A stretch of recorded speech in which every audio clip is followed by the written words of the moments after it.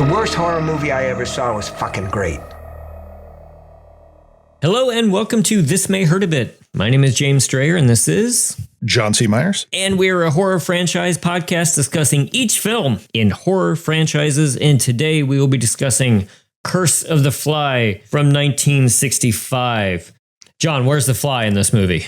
Yeah, he's the same place the cat is in the first one. He's everywhere. He permeates this film without his presence. And that's a way of saying there's no single fly in this movie. Yeah, this is almost mid Hellraiser movie where it's like really tangentially related to anything at all, but it's still about the DeLombres and like their teleportation troubles, which would have been a better title, frankly. Teleportation troubles. Yeah. Get the Three Stooges in there. Oh, come on. God. But yeah, there's not a fly in sight. There's a photo of the fly that shouldn't exist. Yeah. But, and of course, you know what I thought of was Still from Millennium. Still from Millennium was good. Okay. Yes. That's, I was thinking about A New Blood, Friday the 13th, A New Blood, where they uncover all those news articles about Jason and they have like photos of Jason just hanging around. Totally. Yeah. A puff piece about him. Right.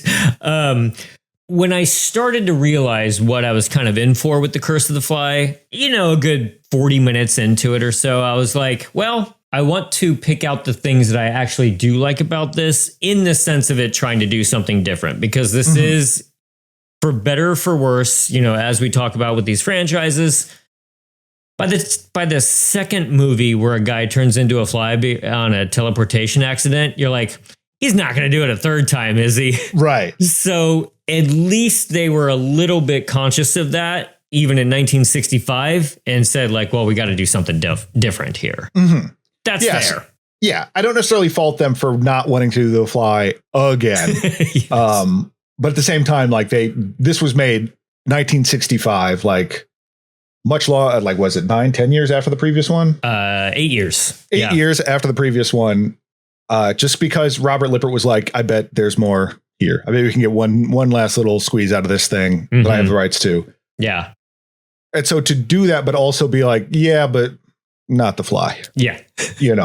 Right. Is a bold move, because I don't think people were like, but what are those DeLombres up to now? Yeah. I mean, it speaks to kind of like what we've talked about too with some of the big slashers, where it's like you show up to a Michael Myers movie, you want to see Michael Myers. Like you show up to a Fly movie, especially in 1965, you got your best girl in your drive-in car and you're sitting there waiting for that fly to show up, and no flies.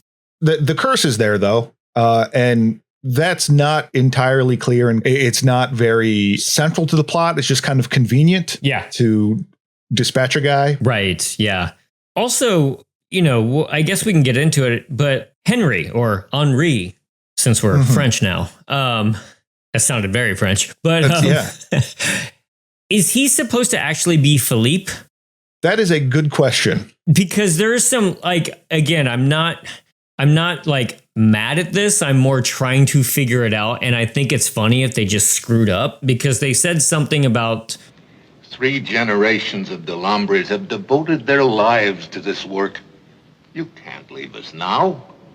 It kind of combines Philippe and Andre, because later when we kind of get the backstory, it makes it sound like Philippe was the first one. Philippe/Andre was the first one to do it, and then his son fixed it. Yes. And then he had some. So it's like it's unclear if he's supposed to be Henri, who we've never heard of before, is supposed to be Francois's kid. It's supposed to be Vincent Price's kid. Right. Because Vincent Price is not in this movie at all, not mentioned at all. Not even mentioned. Yeah. Not even mentioned. But then there's also a theory that Henri was the name of the child in the short story that Lippert had optioned, and that they might have made that change just so it's like, well, it's going to be a rights issue if we try to do it, have him be Philippe. So he's going to be Henri. So that is indeed the child. And they excised part 2, but kept that photo because that's what they had. Yeah.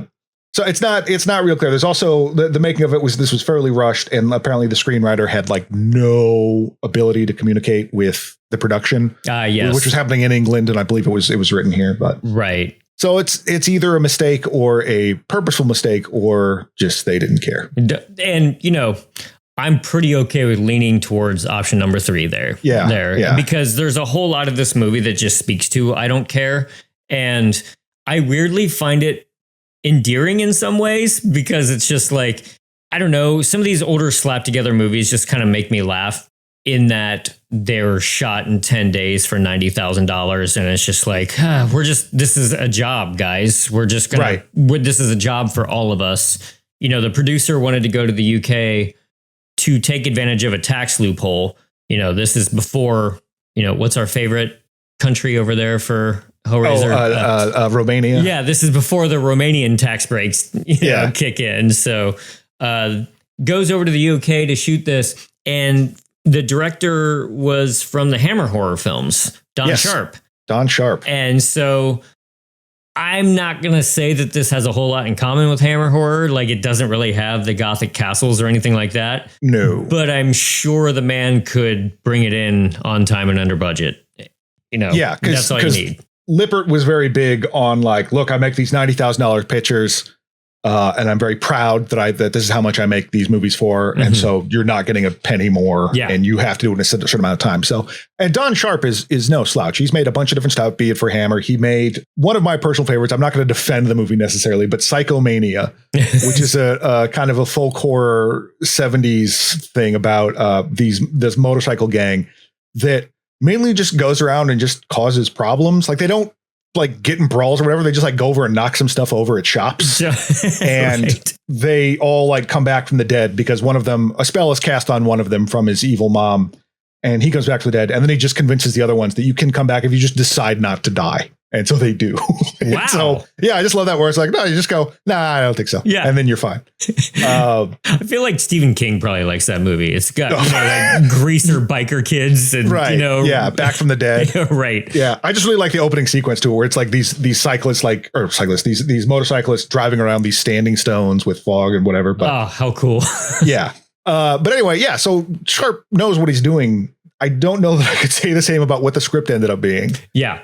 Because it is all over the map. Mm-hmm. And some of the people involved, like even the director was just like, yeah, I'm not so sure about that one.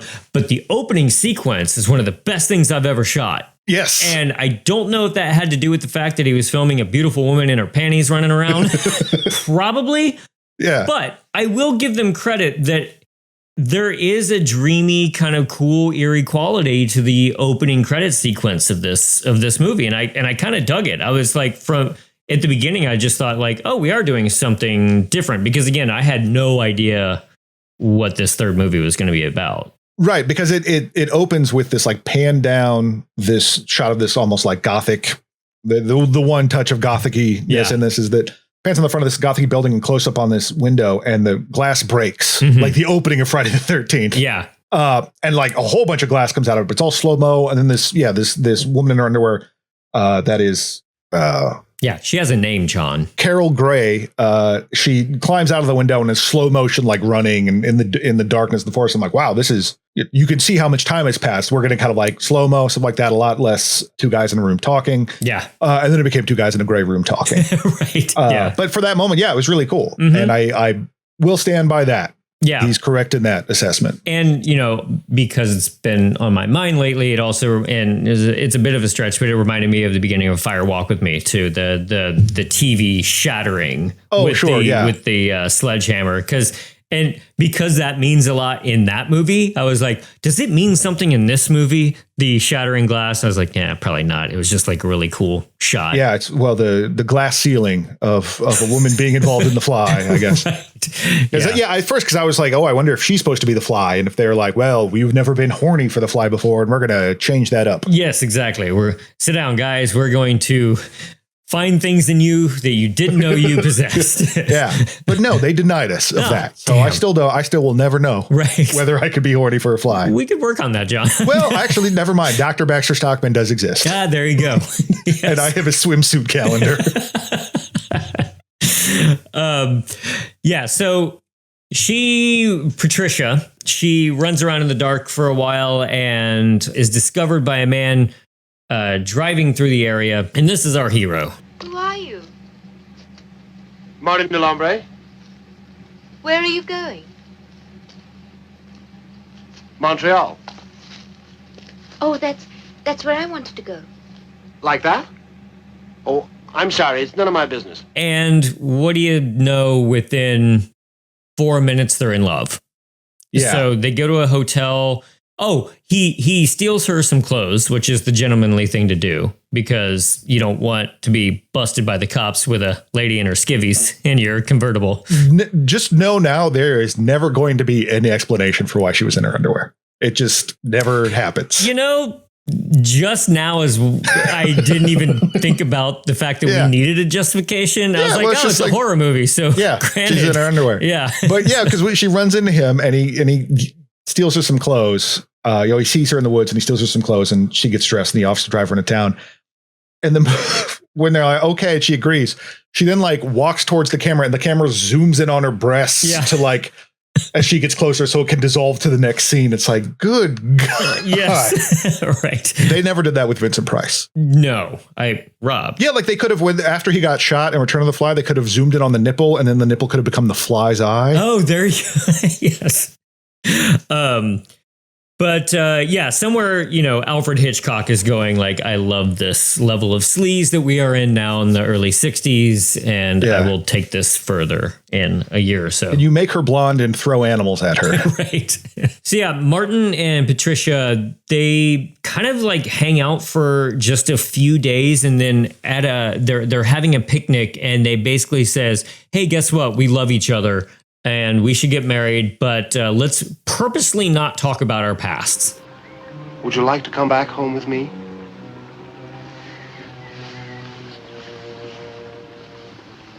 As my wife? But you don't know anything about me. You don't know anything about me either. And I don't need to know. Healthy? Absolutely. You never want to know anything about your partner. Right. Because in that way, it's if you get married and then you get to that fun discovery of finding something out about that person, what, their likes, their dislikes, what separatist militias they're in. Right. And then because you're already married, they can't get as mad at you legally. I think it's that they're your property. I think that's how that works. That's it. Yes. And it would just cost too much money to deal with this in any sort of like healthy way. Right. Yeah. That's never learned anything about another human being. But yeah, because he's hanging around waiting for some lab equipment. Yes. And she's escaped from a mental asylum. Mm-hmm. He has at this point let us know that 3 generations of DeLombres are into, he just calls it research. Mm-hmm. He's into research. He's into researching putting a fly's head on a guy's body. Yeah. But I'm into my 3 generations of just asking questions. Yes. So we also get a little bit of a backstory about Patricia. She was a pianist, and on the night of a big recital, she collapsed and reverted to the state of a child. Although I can't remember. She doesn't tell him this. We discovered this through some doctors, right? Yes. Yeah. We basically learned about this because the headmistress has noticed that a window is broken and one of her underwear-clad patients has left and goes to see a cop about it. Yes. This officer, Renee, and tells him all about. Patricia Stanley was trained as a concert pianist. Her father died when she was a child. The mother was a very ambitious woman who wanted to realize her own hopes in her daughter. A few weeks before she was to make her concert debut, her mother died suddenly. When was this? About a year ago. And then, well, we don't know what else to do with you, so into the insane asylum you go. Yeah. Does not matter for the story, really, but I guess it gives her some depth. Yeah. Yeah, good question. Like, I can't recall them ever really talking about it later on, except like maybe one of the father is just like, oh, my son can't be with a man or with a woman who is escaped from a mental asylum. Like, right, that's not good for the family. Or when Juan is trying to gaslight her a bit. I mean, they're all trying to gaslight her a bit. If that's supposed to be more of like, oh, but is she going crazy again? But no, because you, the audience, know that no, there's weird monsters. And it doesn't even, they don't spend enough time with it for that to have any kind of impact. Yeah. Before they arrive at the Montreal house, one night in the hotel, she does happen to see that he's got some like syringes and medicine and stuff like that. And he is laying in bed, clearly in some sort of medical distress. And he's got some weird scratches on his tummy, it looks like. And he's not breathing very well. So he's got some sort of medical issue. Well, it's around this time also, while this is happening, that we get the first glimpse into what the DeLombres have been up to. Essentially, they have, fans of The Fly will figure out that they have been teleporting like crazy. Yeah. I mean, wouldn't you? Yeah. Here he calls home. Martin calls home and is answered by their Asian butler named Ty. They have two Asian, kind of housekeepers, Ty and Juan. Just great job. Great. Yeah. Taiwan, split that up. Boom. Where's my money? Right. Because Juan is played in Yellowface by a British actress. Yvette. Like, what is the idea? Like, well, we can't have two of them. Look, I'm trying to put butts in seats, not running the UN here. Like, I don't, what the hell was the justification for that? Right. But whatever. So they decide to do that. Anyway, he answers the phone and Martin is like, hey, I'm headed home. Please let my dad know. Well, his dad is in London with his brother. Yes. Who has a British accent because he lives in London, I guess. He's one of those annoying Americans who goes to London for 6 months and starts talking with a British accent. Right. Yeah. Who watches a few episodes of Bake Off and then is like, ooh. But there's his dad, Henri, is there, but he's like just laying on his stomach doing nothing. Has to wait for Albert to come answer the phone. And there is a lot of this movie, although I don't think it's fully an hour and a half. 86 minutes. I have 86 minutes. Yeah. There's a lot of people walking around. Yeah. Ty's trip from the phone to the radio to call London. You see every bit of that house. And it's not creating space. It's not giving you a sense of the geography. Nope. It is just filling up the time. I was going to say, you like it when David Lynch does it in Twin Peaks in the final episode, but absolutely, but not so much here because it's just, you could feel yourself aging. And I don't know if that was their goal to make you feel like Martin, but then, so it turns out Henri has transported himself to London and pretty cool. They're really trying to get every aspect of this dialed in before they release this to the public. This is part of my issue with the second one where it's like, just say that you have this, then you can get more fun, whatever. Yeah. I don't need to explain science to these people. But apparently the trip caused him some radiation burns. And so it's not perfect yet because he got irradiated a bit. And I love this moment because Albert is upset about this. Albert wants to have his own life. He doesn't want to do any of this stuff anymore. I'm entitled to a life of my own. I'm simply asking you to wait. For another 3 generations? For just a little while. You can marry a girl then and have your family. The teleporter will replace every known means of transportation. I know all about the dream, Father. It's all I've ever heard. But it doesn't work. Henri's like, yeah, we're so close though. You can have a family and all this stuff afterwards, but this is working now. It's great. He's like, it's working, really? Look at your skin. And then he pulls up his shirt to revealing the skin on his back. How is he going to look at his skin? It's on his back. Yeah. he needs a rotating fly's eyes to look down and notice that. This is why you're the lab assistant, Albert. Yeah. Because you don't know how the body works. So we know that the DeLombres are still up to their integration ways. Yeah. So the father does make it back, or they make a quip about meeting the bride quickly because he'll be able to transport right back over. And then, Patricia sits down to play piano for a while. This is where he does say something in regards to her being from a mental institution of she has no friends or family that will come looking for her.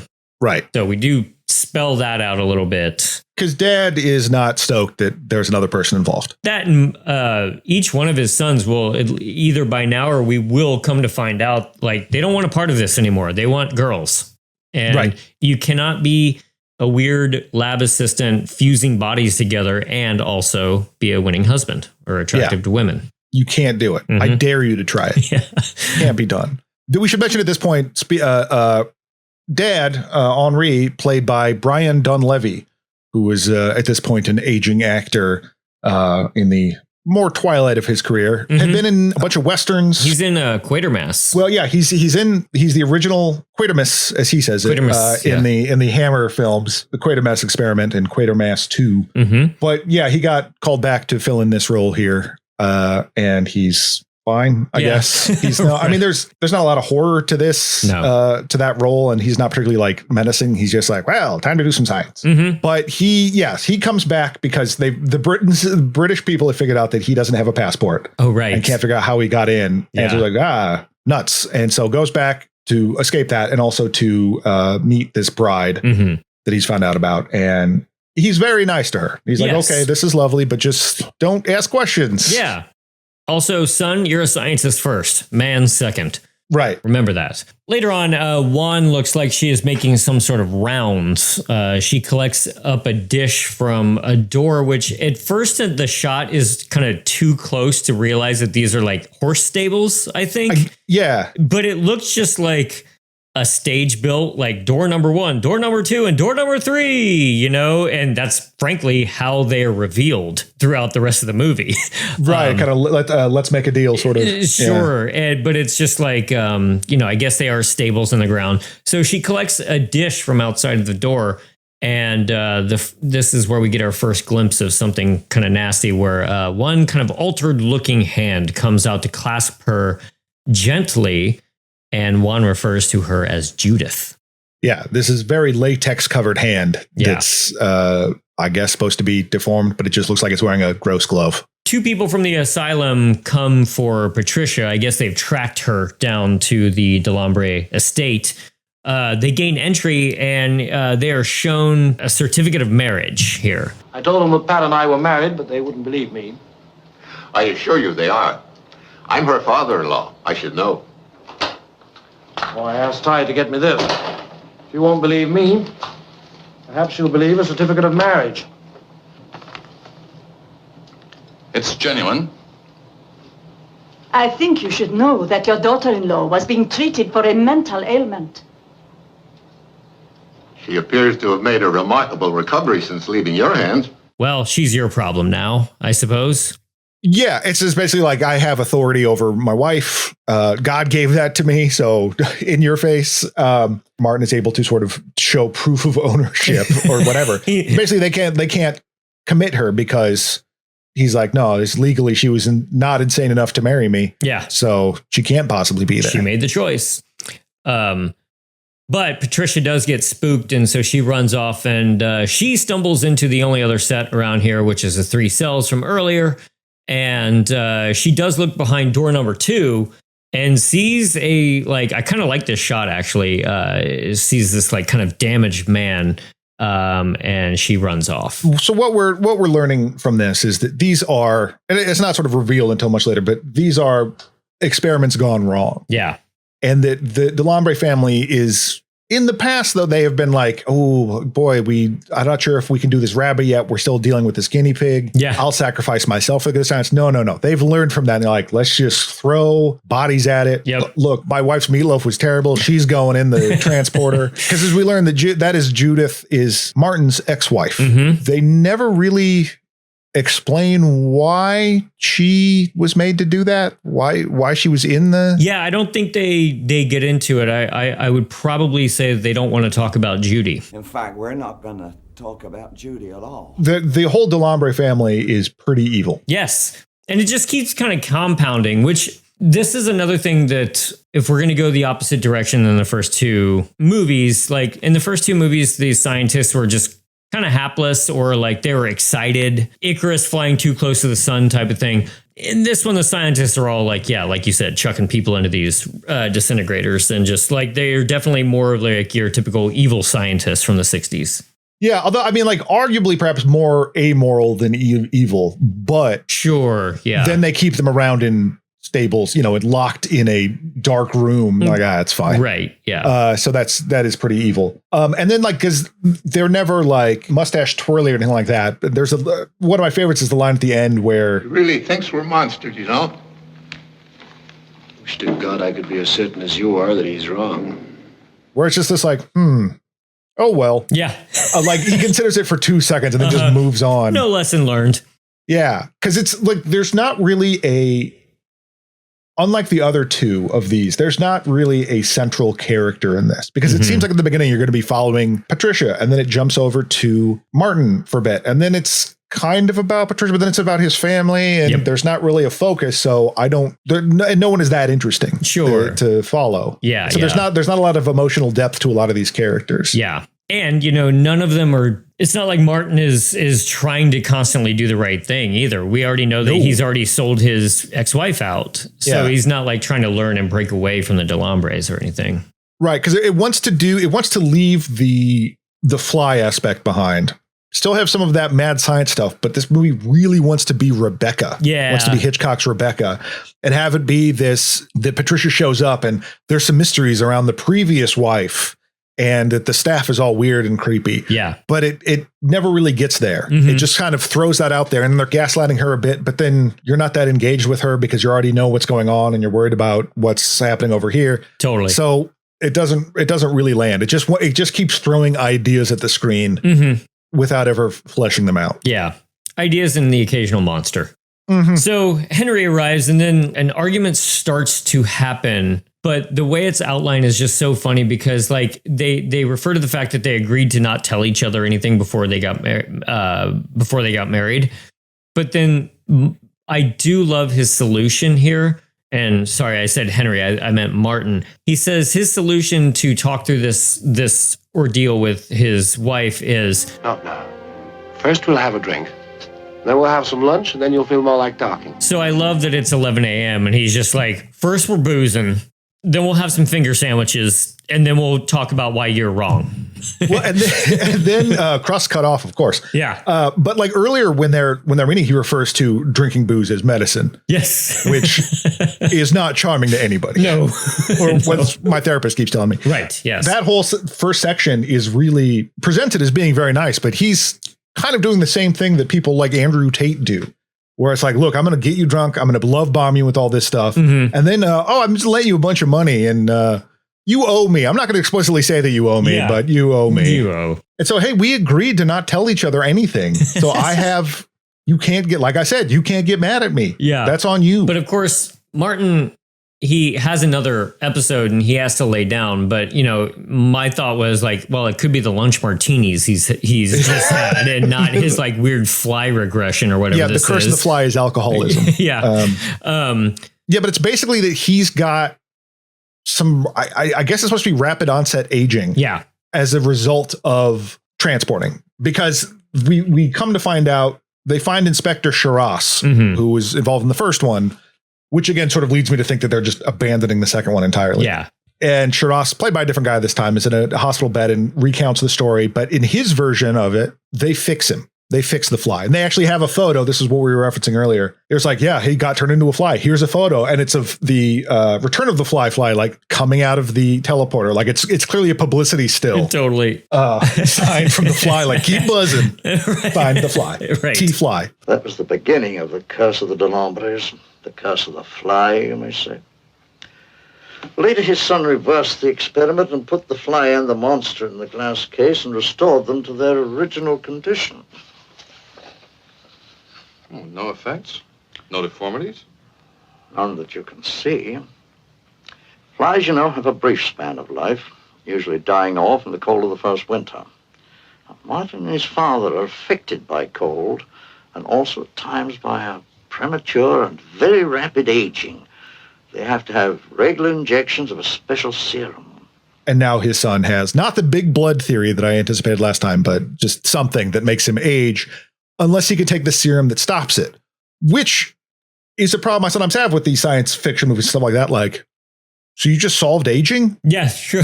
What are we doing this teleportation stuff? Like, why don't run with that? That's pretty interesting. And then we can come back to that. And that one seems to be working. Yeah, that seems to be fine. Why not give that to your ex-wife? Yeah, they're right. Patricia is awakened by the sound of a piano. And so she slowly walks around tracking the source. And guess what? It's Judith down there. She has escaped from the stables.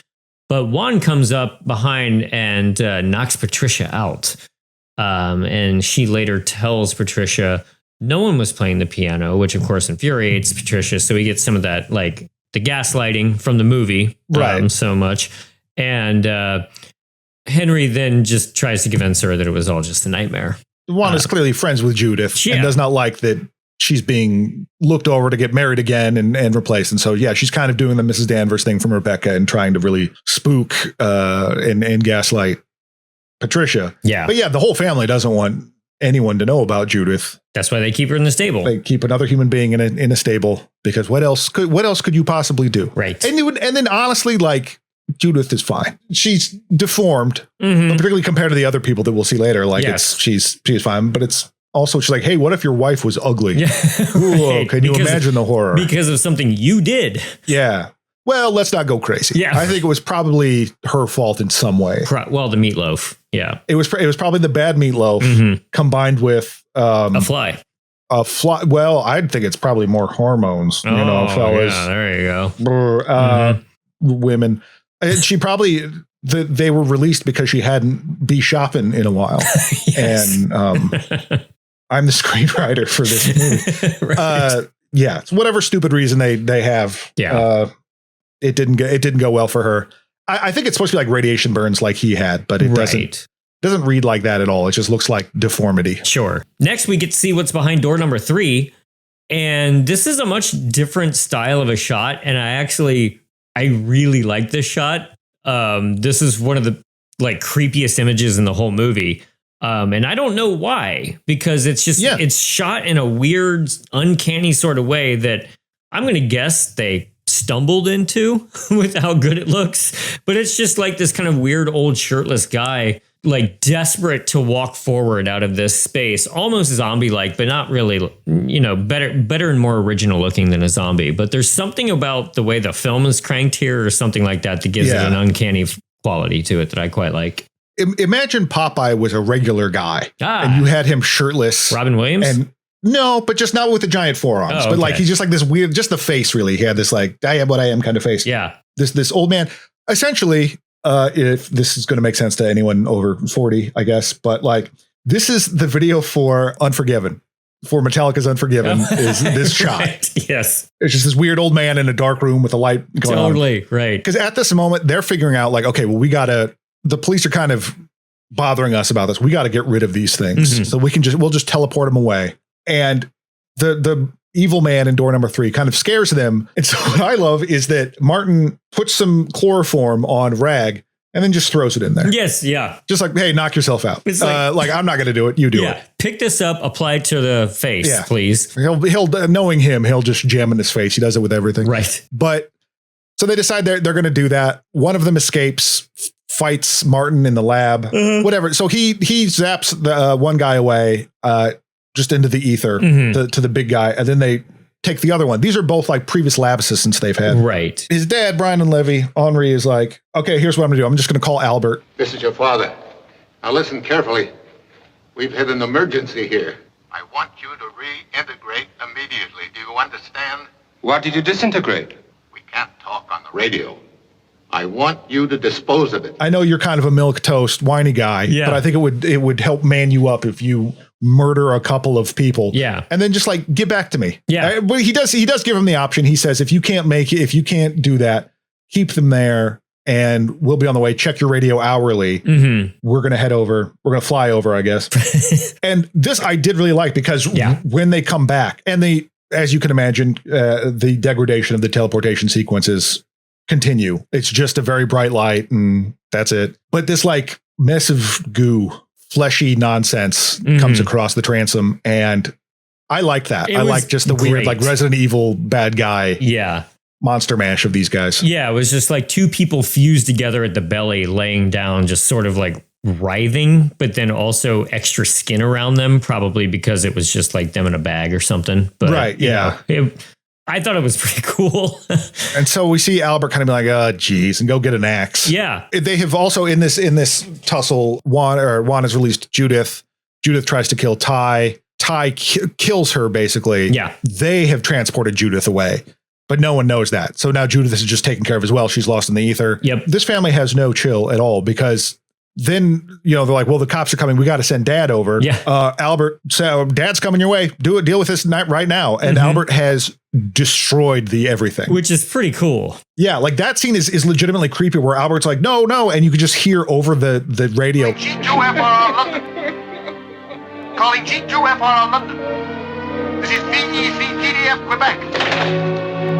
Reintegrate now. Repeat, reintegrate now.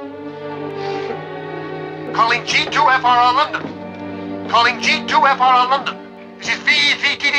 Camera pans over and you see the destroyed teleporter.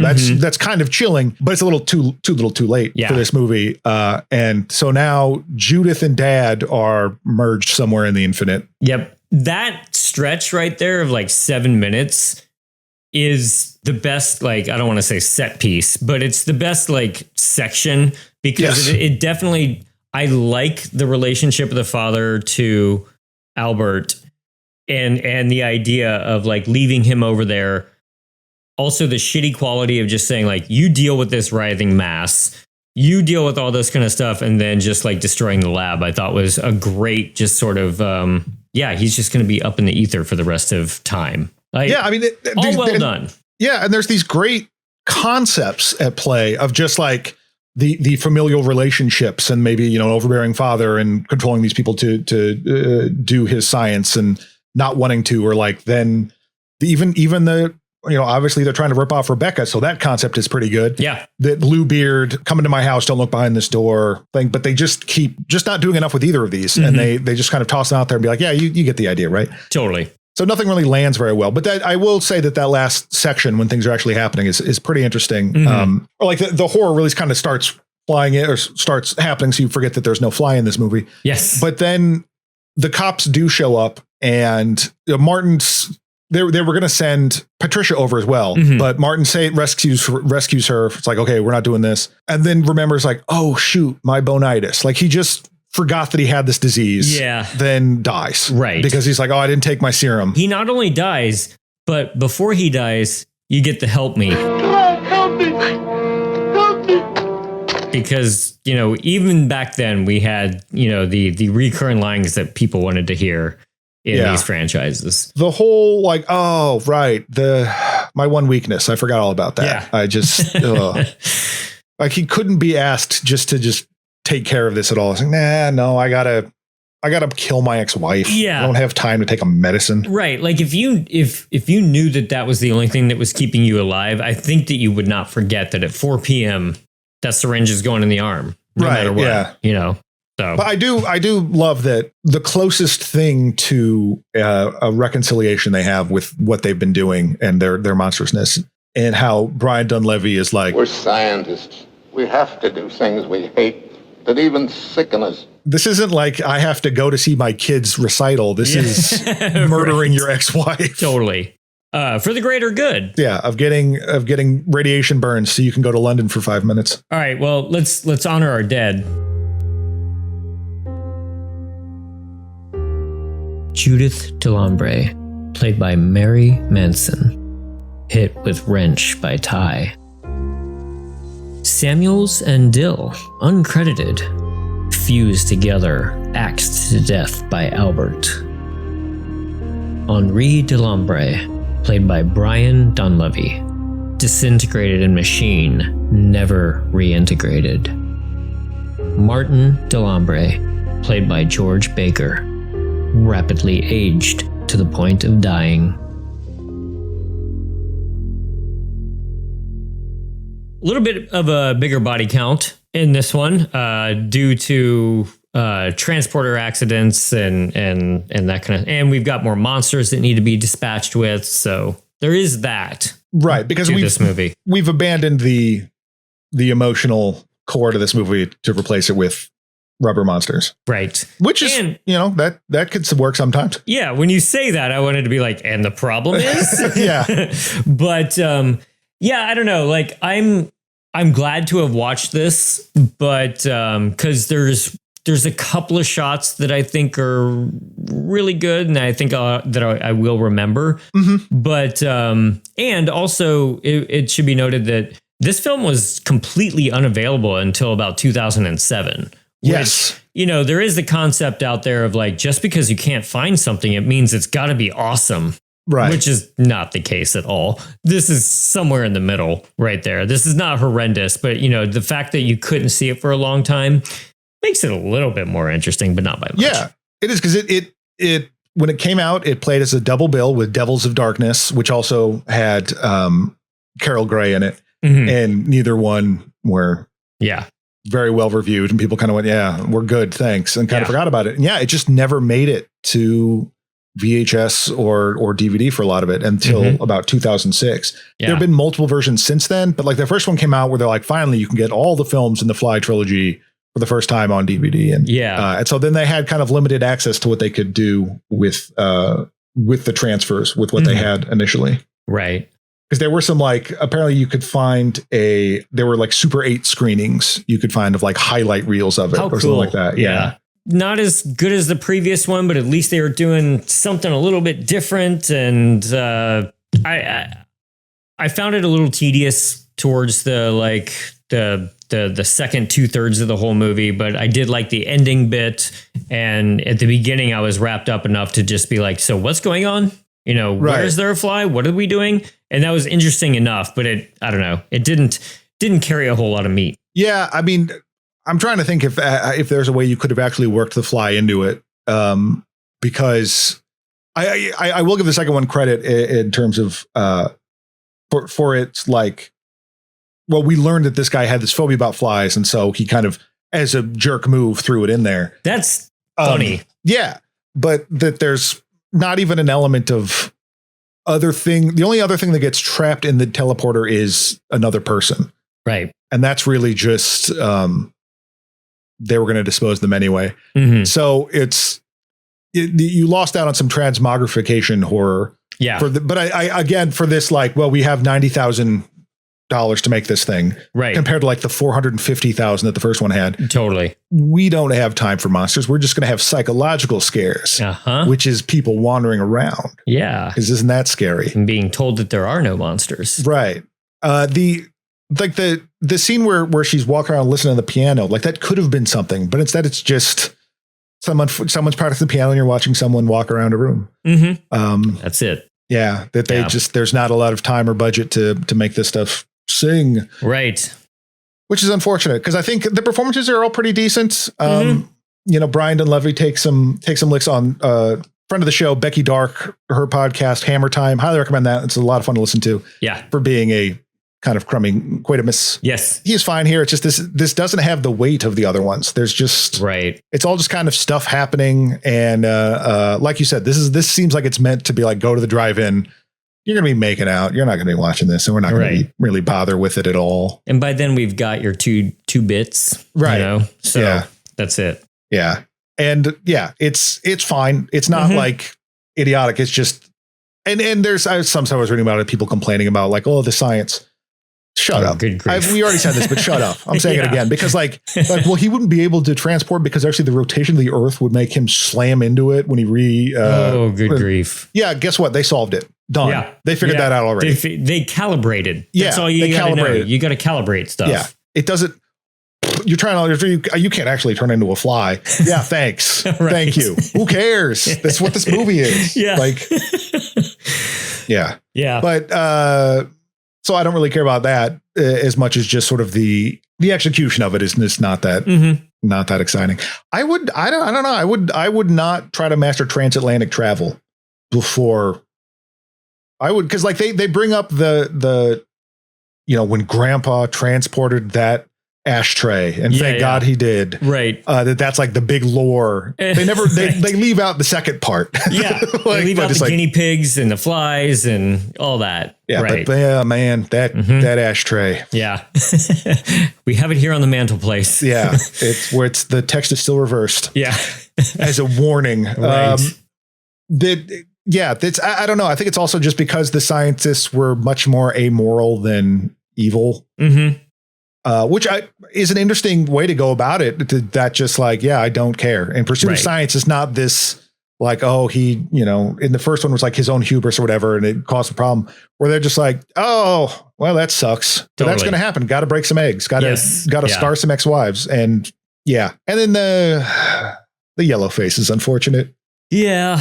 Yellow face in black and white. I mean, to her credit, she's not doing the Mickey Rooney. Ooh, yeah, that's true. But it's still, it's like they couldn't do like Lollapalooza was such a big deal. Not Lollapalooza. Lilith Fair was such a big deal in the 90s because like women weren't allowed to be on the same bill together.